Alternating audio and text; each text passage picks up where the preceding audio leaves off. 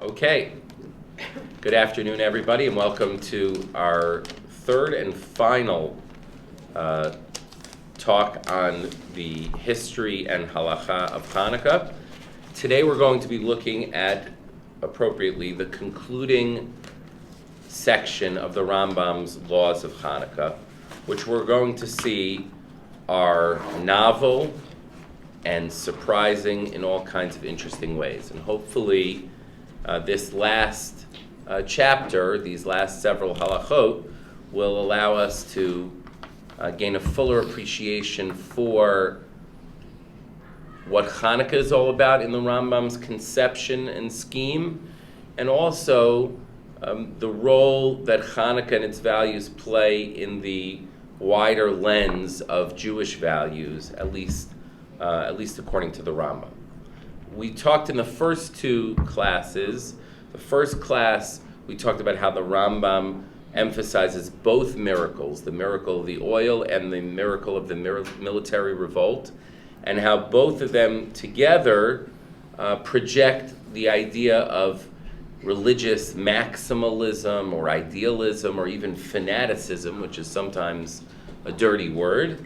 Last week we talked extensively about the role that Hallel and Halakhah, the role that reciting the Hallel and lighting the Hanukkah candles plays in creating the essence of what the days of Hanukkah are about. Today we're going to look at how the Rambam concludes the laws of Hanukkah. And like I said, these laws are both novel, meaning the Rambam doesn't seem to be based on earlier sources in one case, and also somewhat surprising, or there's a misdirection in these halachot. So let's begin by looking at the first source on the source page, and this is the last three halachot laid out in Hebrew and English consecutively in the laws of Hanukkah. Just parenthetically, we mentioned this the first week. This is not just the conclusion of the laws of Hanukkah, it's also the conclusion for the entire book of Sefer Zmanim of the Rambam, the book where the Rambam discusses all the holidays. So the Rambam is known at the end of each of his 14 books in the Mishnah Torah to have a bit of an agadic, poetic, rhetorical flourish to conclude. But the one here is the most surprising, and like I said, it's actually a bit of a misdirection. So let's take a look. So the third to last halakhah, the first in this triad or the tripartite structure of the conclusion of the laws of Hanukkah, sums up the centrality, the importance of the mitzvah of Ner Hanukkah, and does so with a practical ruling added on at the end, which is quite novel. Mitzvah Ner Hanukkah, the Rambam writes, the mitzvah of lighting Hanukkah candles, mitzvah chavivahi ad mod. It's an exceedingly precious, beloved, and dear mitzvah. V'tzarech adam lihizaher ba, and a person needs to be exceedingly scrupulous, careful in its observance. Kidei lahodia hanes ulahosif b'shevach hakel v'hodaya lo al anisim sha'asa. And a person, through the mitzvah of Ner Hanukkah, we discussed this last week at length, through the mitzvah of Ner Hanukkah, you actually express the theme of the day, the ideas of the day, you publicize the miracle, you increase the awareness of the miracle, you enhance the praising of God. You see the Hanukkah light, you light the Hanukkah lights, other people see it, and that generates more buzz about the mitzvah and the miracles of Hanukkah. But then the Rambam adds the following intriguing, shocking halacha. Afilu ein lo ma yochal, ela min tzedakah, shoel o mocher ksuto, v'lokeach shemen v'neirot umadlik. The Rambam says this exceedingly precious and beloved mitzvah, which we have to be so scrupulous in our observance of it, it's so important that even if a person is indigent, even if a person is supported by communal charity funds, they have to be willing to forego their personal dignity for the sake of fulfilling this mitzvah. What do they have to do? They have to be willing to sell or borrow, sell the shirt off their back or borrow in order to purchase the oil and wicks that are necessary to light Hanukkah candles. Pretty extreme. Very extreme. We're talking about a positive mitzvah, a rabbinic one at that. Typically, when it comes to mitzvot aseh, the positive commandments, there's a rule that we're not supposed to spend more than 1/5 of one's income in order to fulfill the mitzvah. And here, this person who has no income is supposed to sell the shirt off their back. What gives? Where does the Rambam come up with this exceedingly precious mitzvah, which then generates this exceedingly onerous obligation for the poor person? Why would the Rambam create a new requirement that appears to be so challenging towards the most helpless members of society? But even more than that, a number of commentators point out that when the Rambam writes "V'lokeach shemen v'neiro tu madlik," that the Rambam thinks you have to be willing to do this not just to fulfill the basic mitzvah of 1 candle per household, but to fulfill the mahadrin min mahadrin, to fulfill the highest level of the mitzvah. In order to fulfill that highest level of mitzvah, sell the shirt off your back. So our first question as we read these halachot is, what's going on here? Why is the Rambam creating, seemingly out of nowhere, this notion that we have to go to such extremes when it comes to Hanukkah, that we have to tell poor people to make themselves even more vulnerable in order to fulfill this mitzvah? It's worse. Okay. Next. Harei she'ein lo ela pruta achat. I like to call these last two halachot the triage halachot of the Rambam, right? Just like medical triage, this is mitzvah triage. What do we do when we're confronted with 2 mitzvot, but we can only do one of them? Which gets precedence? Which one do we make sure that we take care of first? So let's say you only have enough money for one of 2 mitzvot. Harei she'ein lo ela pruta achat ulfanav kiddush hayom v'hadlakat ner Chanukah. I have to choose between purchasing wine for Kiddush or purchasing materials for Ner Chanukah. Makdim shemen lahadlik Ner Chanukah, alayayin lekiddush hayom. The Rambam rules, based on the Gemara, which we're going to see in a few moments, that the Ner Chanukah takes precedence over the Kiddush, the wine for Kiddush. Holu shneim midivrei sofrim, since they're both rabbinic in origin, mutav lahakdim Ner Chanukah sheyesh bo zichron hanes. It's better, it's preferred to give precedence to the Hanukkah candles because it has this whole dimension, this precious dimension of the miracles and praising God, etc. Okay. If the Rambam had ended things here, we would have had a question. We would have wondered, where did the Rambam get that whole idea of this selling the shirt off the back?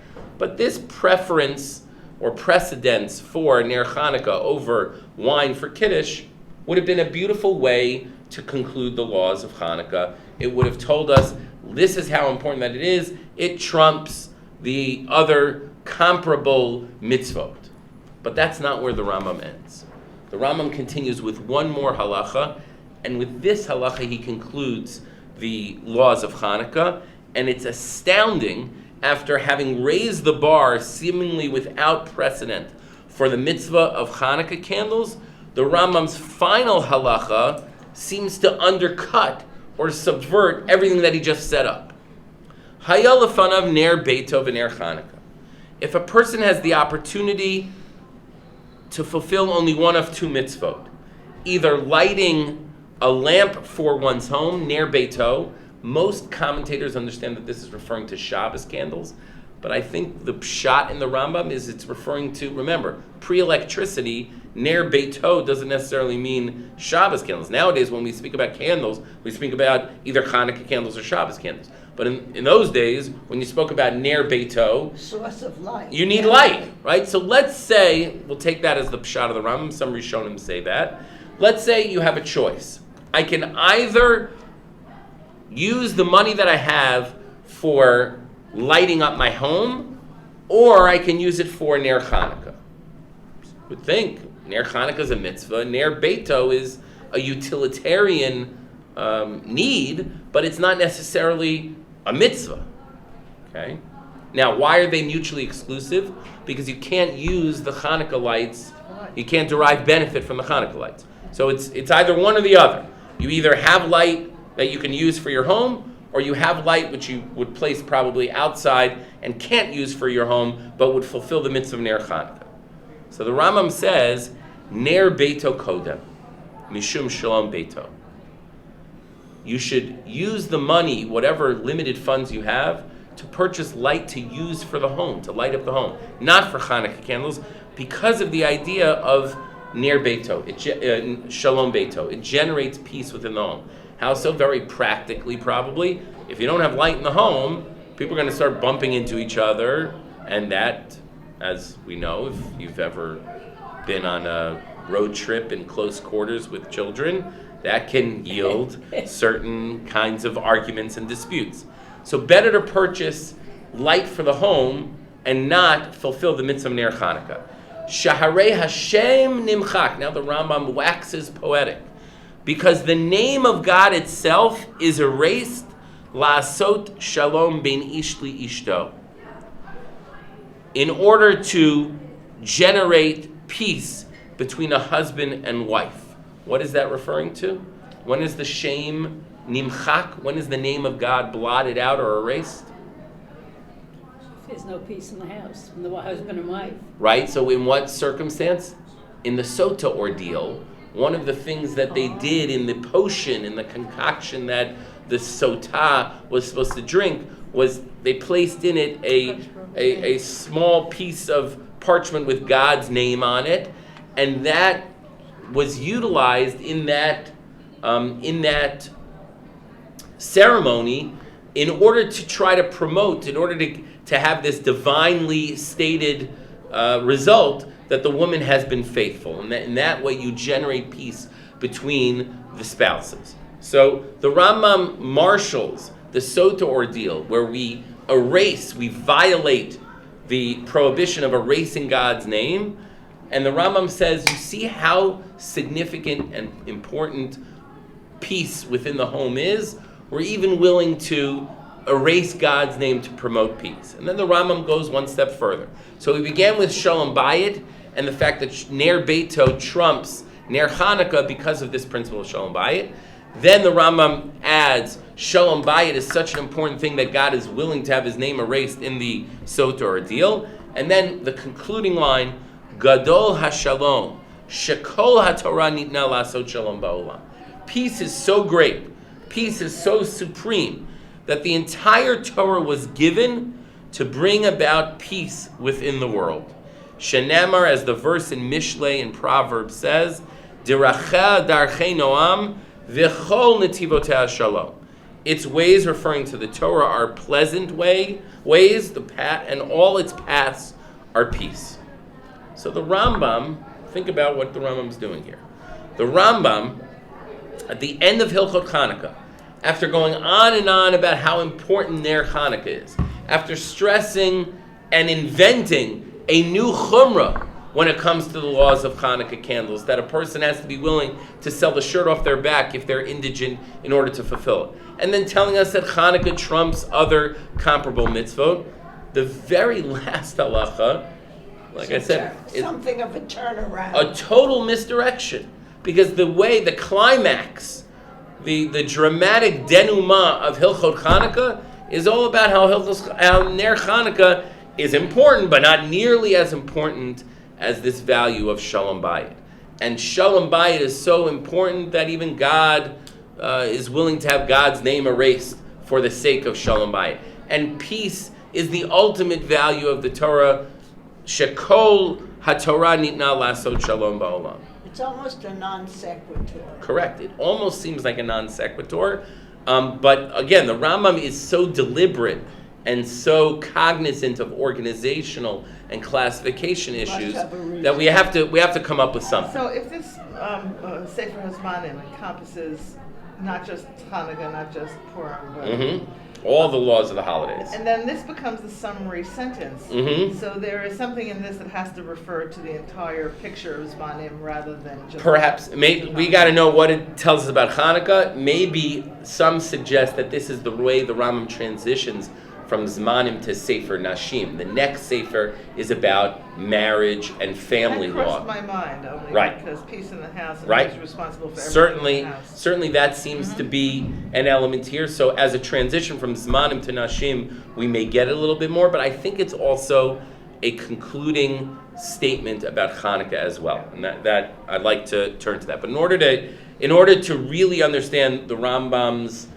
innovations here at the end of the laws of Hanukkah, we need to look at how he reworks the Talmudic passage upon which this set of halachot is based. So that's the next source on your page, and you're going to see that this passage, the Rambam inverts in order to land on Shalom Bayit, as opposed to landing in the more expected conventional spot, which is with Ner Chanukah. This passage from the Gemara in Shabbos is part of the extended passage that we talked about a couple of weeks ago, and last week, which has the laws of Hanukkah over the course of about 2.5 dapim in the Gemara in Shabbos in the second paragraph. And it begins with a statement of Rava. Amar Rava, Pshita li ner beito v'ner Chanukah, ner beito ad. It's obvious to me, Rava says, that if you have to choose between house lights ner beito, either Shabbos candles or regular light in the house, or Hanukkah candles, ner beito adif, that the ner beito wins mishum shalom beito. Ner beito v'kiddush hayom, if you have to choose between ner beito and kiddush hayom, ner beito adif mishum shalom beito. Ba'i Rava, but Rava inquired, Rava asked, what about ner Chanukah v'kiddush hayom? Mahu, kiddush hayom adif de tadir?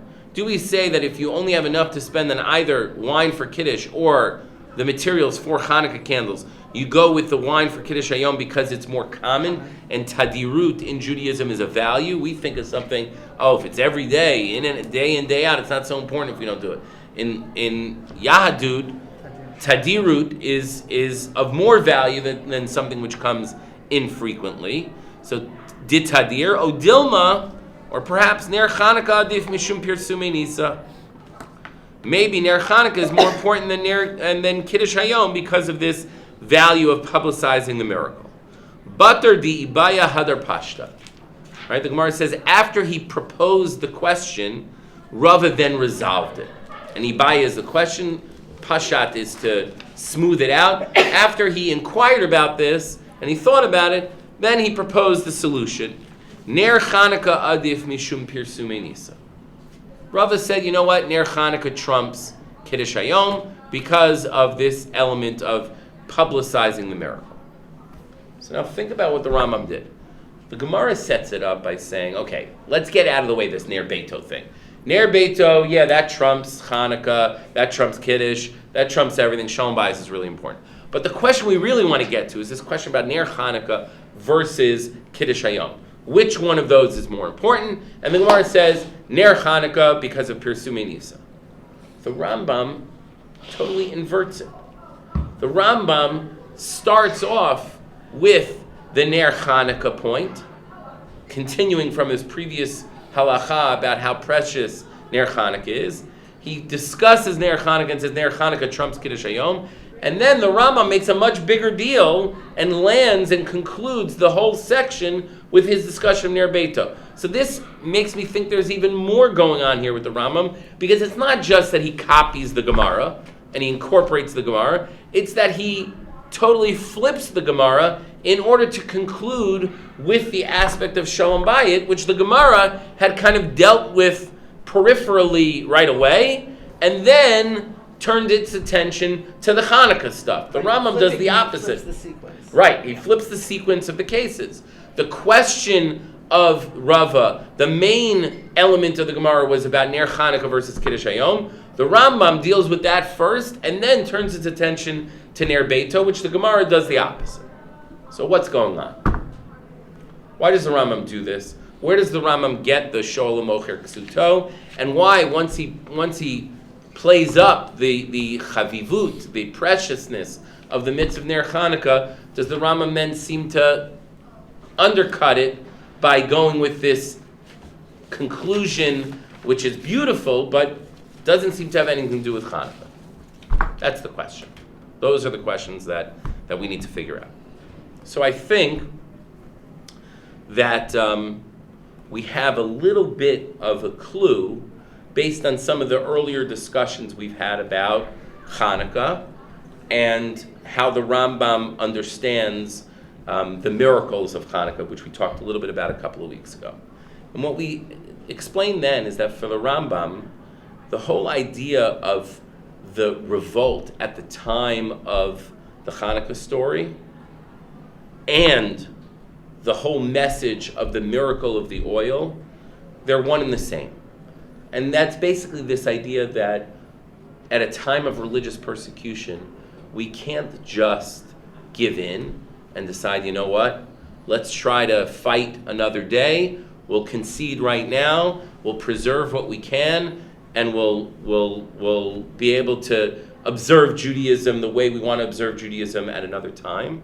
The Rambam makes it clear that the religious persecution was slowly chipping away at the entire religion as a whole, and therefore the revolt was started and initiated in order to project a certain kind of Jewish practice, a certain maximalist, zealous fulfillment of Judaism. And that's right, exactly. The Rambam emphasizes that they were bitlu datam, that they tried to nullify their religion through bans on certain mitzvot, through bans on Torah study. And we said that's also the message of the miracle of the oil. The miracle of the oil, we said, was seemingly superfluous. If they hadn't found kosher oil, there are other stories of the Hanukkah story which don't even mention it. If they hadn't found the pure oil, they would have lit the tameh oil, and no big deal. It wouldn't have been that problematic. They would have lit with what they could light. So why was this miracle so significant? Why has it become the primary way in which we demonstrate and celebrate and ritualize the holiday of Hanukkah? Because that miracle of the oil also projects that same theme, that we do things in as maximalist, ideal a way possible. And the miracle that was facilitated enabled the Jews to have 8 days of Hanukkah candles, 8 days of light in the Beit HaMikdash of pure oil. That's, we said according to the Rambam, that helps us understand so many different elements of Hanukkah, why there's the built-in Mahadrin and Mahadrin, Min Mahadrin, the whole idea that we have levels of observance of the mitzvah, not just the baseline, we have a higher level and the highest level, all that stuff. And then the Rambam adds this other point, and that's what I think is significant here. The Rambam says this mitzvah is so precious that even if you don't have enough money to purchase funds for Hanukkah candles, you should sell the shirt off your back, you should borrow, you should do whatever you can to fulfill this. Why? Because the Rambam is saying this mitzvah is a way of declaring, this is important to me. This practice of Jewish faith, this practice, the ritual observance of the mitzvot, is essential to who I am. It's part of my identity. And even if it's going to be so onerous for that indigent person that they're going to have to sell the shirt off their back, the Rambam says that's part of what Hanukkah is about. Putting yourself out there, making it even more challenging for yourself than it should be. In fact, there's a whole Gemara about if it's a dangerous time, you might have to still light Hanukkah candles outside. The Gemara ends up saying, no, it's enough to have Persume Nisa for the family inside. But it sounds as if that wasn't enough, you'd have to put your life in danger to light Hanukkah candles. Where does all this come from? I think it comes from this idea that Hanukkah, in a certain sense, is a holiday about expressing proudly through Persume Nisa and defiantly through these acts of endangering oneself, either financially or even physically, that the miracles of Hanukkah suggest that we're supposed to live our lives in a maximalist religious fashion. So that's why I think the Rambam transitions from talking about the preciousness of Ner Hanukkah, the responsibility of the poor person to sell their shirt off the back, why the Rambam goes from there to say, but there's a value which is more supreme than even religious practice in a maximal, idealist, zealous fashion. If Hanukkah is the holiday of zealotry, if Hanukkah is the holiday of kanaut, if Hanukkah is the holiday where we celebrate the ability to practice our faith without any concession, without any compromise, the Rambam reminds us, and it was a time of military violence and internecine conflict. The Rambam doesn't get into that, but there certainly were Jews at that time who were Hellenized, who other Jews fought against. The Rambam, I think, therefore, it's not a coincidence. He deliberately chooses this place, using a little bit of a Gemara in Shabbos to highlight the supreme value of Shalom Bayit. You may think, coming off of Hilchot Chanukah, and the story of Hanukkah, and the miracles of Hanukkah, and the laws of Hanukkah, and the selling one's shirts off one's back, and the whole idea that Hanukkah trumps comparable mitzvot, that this is the value of all values, our Jewish faith, uncompromising, without any concessions, in a defiant public fashion. The Rambam says, you have to know, there's a value which trumps that. There's a value which is even more significant than the value which we put our lives on the line for Hanukkah, and that is that ultimately the Hanukkah story is supposed to be a means to an end. It's not supposed to be all about the fanaticism of the proper fervor and fanaticism of Hanukkah. It's also, that has to be in service of a greater value. And for the Rambam, that greater value is Shalom. Shalom Bayit, peace within the home, and more so even Shalom as an overarching principle and value in Yahadut. And so I think the Rambam brilliantly does this flip by saying, by detailing the laws of Ner Hanukkah first, and then concluding with how Ner Hanukkah then is trumped practically, halachically, by Ner Beito, and because the whole Shekol Torah nitna lasot shalom ba'olam. So I think for the Rambam, it's precisely here at the conclusion of Hilchot Hanukkah, after he's detailed the history of Hanukkah, the miracles of Hanukkah, and the significance of observing the mitzvah of Ner Hanukkah, and all that entails about religious maximalism and idealism and even fervor and fanaticism. It's here that the Rambam says, but you should just know there's something that's a greater value than that. And that for all that we love the holiday of Hanukkah and the message of Hanukkah and what it represents and religious freedom and the ability to practice our faith in an ideal fashion, the Rambam says, but you also have to remember that ultimately it's about Shalom. Jonathan, you had a question?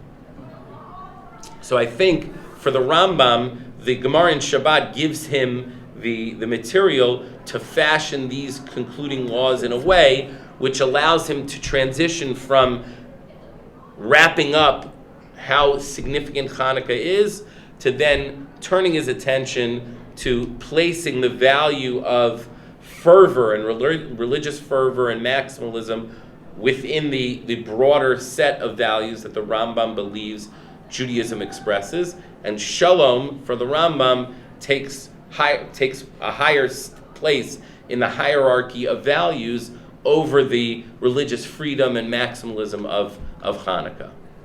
There are there's an intensity to each of those opposing, the polar, that open defiance. Defiance is almost the opposite of peace. Maybe yes, maybe no. There's another irony in that this intense symbol of doing the laws of Hanukkah in exactly the way they're presented, and then looking at the Chanukiah today as an overused symbol used in all of its banality as opposed to in following the mitzvah. Right. So certainly the commercialization of Hanukkah candles is one thing. I also think, just to kind of tie up one other loose end, the modern day usages of Hanukkah in America in the commercial fashion, and in Zionist circles in a militaristic kind of fashion, is somewhat ironic given the Rambam's conclusion here, which is basically the message of Hanukkah is that yes, there was a time in our history where we had to fight this fight, and that becomes part of what Hanukkah is about, and becomes part of what Halakhah is about. There's a notion that during Shat Hashma, during a time of religious persecution, you have to be willing to give up your life even to fulfill a minor mitzvah. That's not something that the Rambam doesn't believe in. He believes in it, and that's why the story of Hanukkah is an essential story. It's a critical value, but it's an instrument. It's a means to an end. And if we start to see the violence and the war and the fanaticism of Hanukkah as the ultimate goal, as the ends, then we've missed the message of Hilchot Chanukah, according to the Rambam, because we've placed primacy on the military violence and fervor aspects of the Chag, and then forget about what the ultimate message that it's supposed to be, which is D'racheh darchei noam v'chol netivoteh shalom. Another irony is the open, defiant fervor experienced currently on both sides of the Jewish, on all sides and poles of the Jewish spectrum, in the name of standing boldly and defiantly and openly for what they believe is right, and losing that concept of peace. Right. So I think there are a couple of other dimensions to this. One thing that I think is really important in terms of this Rambam is that he, and this is true of many other parts of the Rambam as well, to be able to hold two values simultaneously, and to be able to balance them appropriately is one challenge. And I think that there's another element here of the home, and kind of how the whole Hanukkah story begins with one family, and that one family deciding they're going to go ahead and fight this battle on behalf of the Jewish people, and how it's not a coincidence that the Rambam's discussion of Shalom begins with the Ner Beito and Shalom Bayit, and continues to then discuss the Shalom between a husband and a wife, and ultimately it's through peace within the setting of one's home that will eventually lead to the entirety of Torah being about promoting the value of peace. So I think the Rambam brilliantly in these two prakim of Hilchot Chanukah gives us a lot to think about and to be challenged by over the course of Hanukkah. First, the Rambam gives us the history, which allows us to appreciate the values that the military revolt was all about, and that the miracles and the lighting of Hanukkah candles and the Hallel on the holiday projects. And then as the Rambam wraps up Hilchos Hanukkah, he once again emphasizes and extends the notion of what Hanukkah is supposed to be about and how important and precious the mitzvah is. But even as he does that, he also suggests that there is another value alongside, which is even most of the time primary in Judaism, unlike the time of the Hanukkah story where that fight had to be fought, which we commemorate each year for 8 days.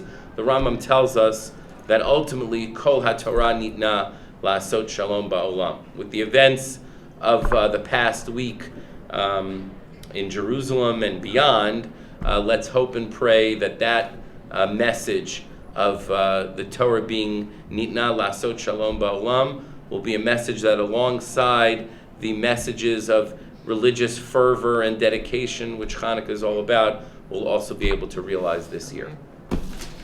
Thank you, everyone. All righty. Have a great day, everybody. Thank you, Rabbi. Have another great Simcha. Thank you. A happy wind-up. I Yes. hope it's great. Yes.